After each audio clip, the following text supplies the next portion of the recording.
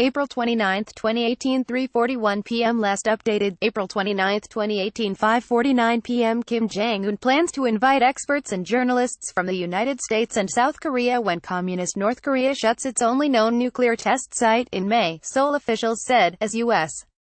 President Donald Trump pressed for total denuclearization ahead of his own unprecedented meeting with Kim.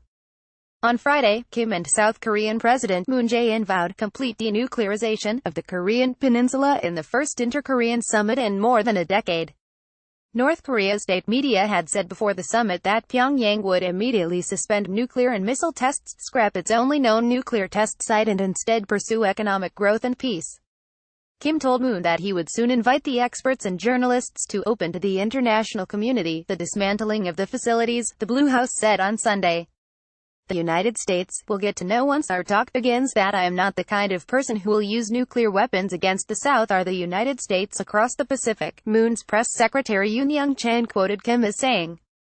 There is no reason for us to possess nuclear weapons while suffering difficulties if mutual trust with the United States is built through frequent meetings from now on, and an end to the war and non-aggression are promised. Kim said there were two additional larger tunnels that remain in a very good condition at the Punggye-ri test site beyond the existing one, which experts have said has collapsed after repeated explosions, rendering much of the site useless. Kim's promise shows his willingness to preemptively and actively respond to inspection efforts to be made as part of the denuclearization process, Yoon said.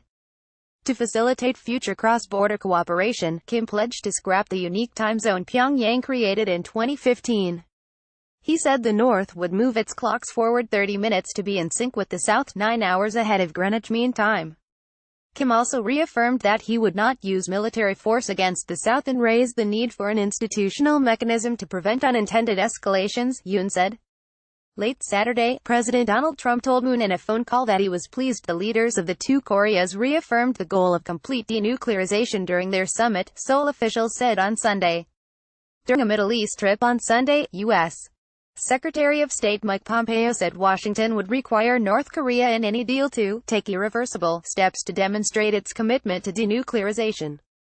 He told ABC TV that there was a real opportunity for negotiations between Kim and Trump and that he had a clear mission from the White House to discuss American detainees and a verifiable mechanism for denuclearization with Kim.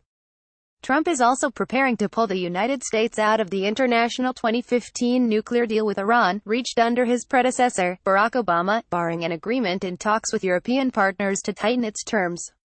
Pompeo was asked whether there was any contradiction between Washington trying to negotiate a nuclear deal with North Korea and also threatening to jettison the accord with Iran. I don't think Kim Jong-un is staring at the Iran deal and saying, oh goodness, if they get out of that, I won't talk to the Americans anymore. Pompeo told reporters. There are higher priorities that he is more concerned about than whether or not the Americans stay in the Iran deal. Moon and Trump agreed on the need for an early summit between Trump and Kim, and explored 2 to 3 potential locations, one of which Moon suggested, the Blue House said. The candidates for the venue did not include North Korea, the United States or the demilitarized zone dividing the two Koreas, a Blue House official told reporters, declining to elaborate. A senior U.S. official has said Singapore is being considered as a possible venue for the Trump-Kim summit. Trump said it was good news for not only the two Koreas but the whole world that they affirmed the goal of realizing a nuclear-free Korean peninsula through a complete denuclearization. Blue House spokesman Kim Kyeom told a separate briefing. Moon told Trump that Kim said he and Trump would get along with each other, and Trump said he was looking forward to talks with Kim and there would be a very good result. Reuters contributed to this report. Recommended video, I was a communist slave, share tweet, share email.